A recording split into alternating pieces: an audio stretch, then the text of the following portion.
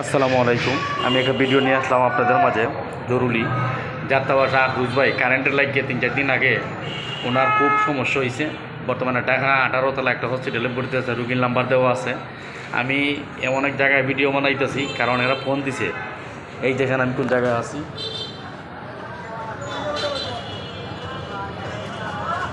বর্তমানে আছি এখানে থাইকেও চাইতেছি একটা মানুষের উপকার হোক। এরা রক্তর জন্য ফোন দিছে। আগামী 2 দিন পরে আবার 2 ব্যাগ রক্ত বিশেষ প্রয়োজন। যদি কোনো প্রাণের ভাই আফরুজ ভাইকে হেল্প করতে পারেন, দয়া করে আল্লাহর রাস্তায় একটু যোগাযোগ করবেন। কারণ আমি এই ভিডিও বানাইবার জন্য 2 তলায় উঠছি, কারণ গাড়ি ঘোড়ার আওয়াজে ভিডিও ক্লিয়ার হতো না। আমি মাইক্রোফোন সাথে আনি নাই। যদি কোনো প্রাণের ভাই, কোনো দয়ার হৃদয়মান ব্যক্তি রক্ত দিয়ে দান করেন, মনে করলেন একটা মানুষের জীবন বাঁচাইলেন, আল্লাহর রাস্তায় রুগীর নাম্বার ঠিকানা কোন জায়গায় আছে দেওয়া আছে।